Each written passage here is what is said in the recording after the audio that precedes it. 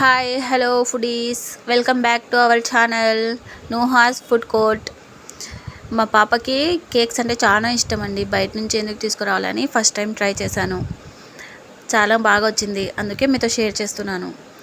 ఏం లేదండి, ఒక గ్లాస్ తీసుకొని ఆ గ్లాస్తో మైదా పిండి, ఆ గ్లాస్తోనే నూనె, ఆ గ్లాస్తోనే చక్కెర, అన్ని మెజర్మెంట్ ఒకే గ్లాస్తో తీసుకోవాలండి. గ్లాస్ అయినా కానీ బౌల్ అయినా కానీ తీసుకొని బేకింగ్ పౌడర్, బేకింగ్ సోడా, కొంచెం ఒక చిటికెడు ఉప్పు వేసుకోవాలండి, అంతే.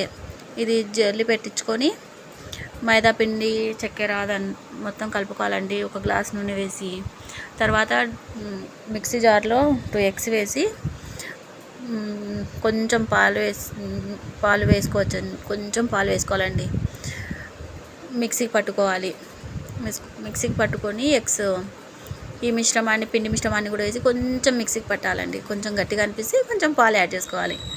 బటర్ స్కాచ్ నా దగ్గర ఫ్లేవర్ ఉంటే నేను అదే వేస్తున్నానండి. బటర్ స్కాచ్ వేసుకొని మిక్స్ పెట్టుకున్న తర్వాత ఒక బౌల్కి నెయ్యి రాసి మైదా పిండితో కోటింగ్ చేసుకోవాలండి. దాంట్లో ఇప్పుడు ఇది మిక్సీకి పట్టిన మిశ్రమాన్ని వేసేసుకోవాలి. వేసుకున్న తర్వాత మనం హీట్ అవ్వడానికి కుక్కర్లో ఇసుక వేసి పెట్టాం కదా, అది హీట్ అవుతుంటుంది. దాంట్లో ఈ గిన్నెని పెట్టేసి దాని మీద మూత పెట్టాలి. ఇంకా క్లోజ్ చేసేయాలి కుక్కర్ని. ఒక 40 మినిట్స్కి మంచిగా రెడీ అయిపోతుందండి అండి స్పాంజీ కేక్. నచ్చితే లైక్ చేయండి, షేర్ చేయండి, సబ్స్క్రైబ్ చేసుకోండి. Thanks for watching.